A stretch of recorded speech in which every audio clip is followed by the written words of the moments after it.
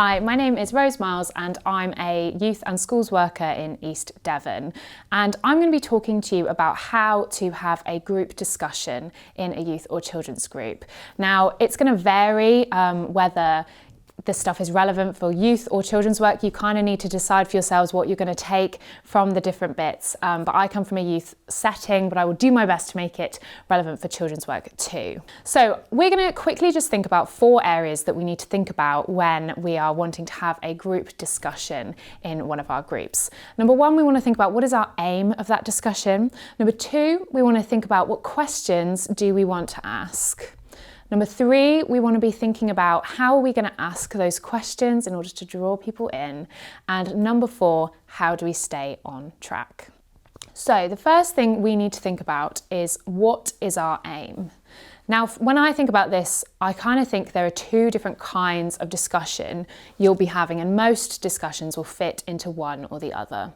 So the first, I would say, would be a kind of free-form discussion where you're just wanting to talk about either whatever the young people or children want to be talking about, or you're starting from one similar point, like say a chapter or a verse in the Bible, and then seeing where the conversation goes. So that's a much more relaxed kind of discussion. The second kind is, I think, or at least in my work I find happens quite a lot, which is where there are certain teaching points that I want to get across in that discussion. There are certain ideas or questions I want to be answered as we go through the discussion. So it's important to work out which one you're falling into, and if it is the second, then you're going to want to have those key things you want to hit really in front of you, ideally, maybe on a plan, so that you can see them as you're having the discussion and you can naturally make sure those things come up.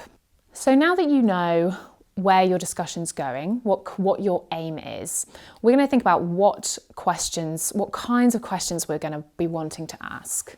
Now, quite often when we think about what kind of questions we want to ask when trying to get a good discussion going, we often at least get told that they should all be open questions. And by that, I mean an open question would be something like, describe your favourite dinner, rather than a closed question of, do you like chips? So do you like chips? You have a yes or no answer. Describe your favourite dinner.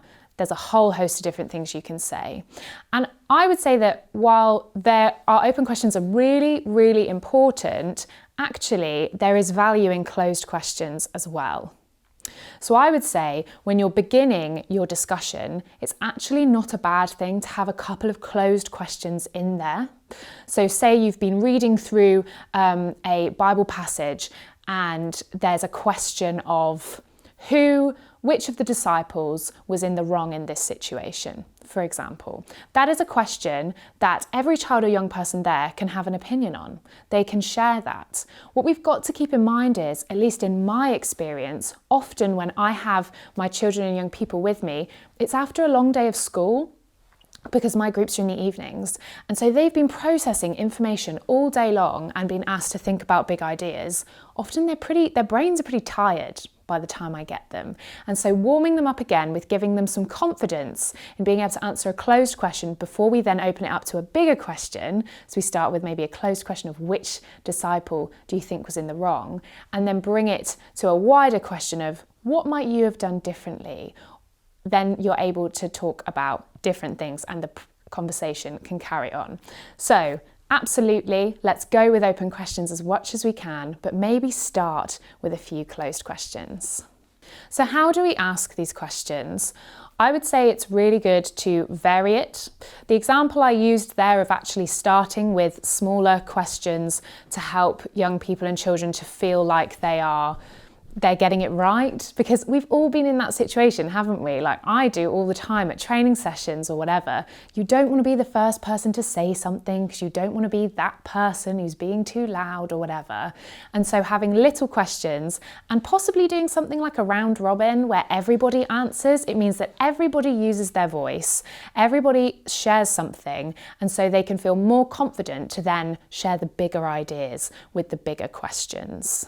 Something else to be aware of when you're asking these questions, particularly when you ask those open-ended questions, is you're going to have awkward silences. Like you may not with your group, you might have a group who just go for it every time, but I know there are awkward silences quite often, and to be honest, you've just got to get used to it and sit into it, because 90% of the time, eventually, somebody's going to pluck up the courage to say something. Often they are going through that thought process we all go through of, oh, I have something to say, but I don't want to be the first person to say it. Is somebody else going to say something? And if you leave that silence, then they can move into it. My young people have this joke that if I ever want to get them to shut up, actually, all I need to do is ask an awkward question and they'll all just go silent. So something to be aware of is awkward silences will happen, but that's okay. And then as you're asking those questions and getting answers, call on those quieter children and young people who find it more difficult to speak up or who get spoken over by those who are more confident. Just draw them in. Don't do it every time, because sometimes they don't have stuff to say, but give them the opportunity. And if they say, I don't know, or I'm not sure, that's all right, but give them that opportunity. So how do we stay on track? The way we stay on track is that we keep our aim in mind.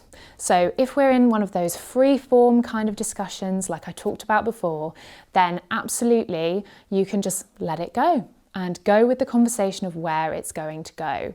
But a lot of the time you will probably find yourself in a discussion where you want certain points to be hit. So I would say if there's a thing that they want to talk about and it's a little tangent, but it is related to the topic, then let it go for a little bit and then bring them back to those points you've got written down in front of you that you want to hit.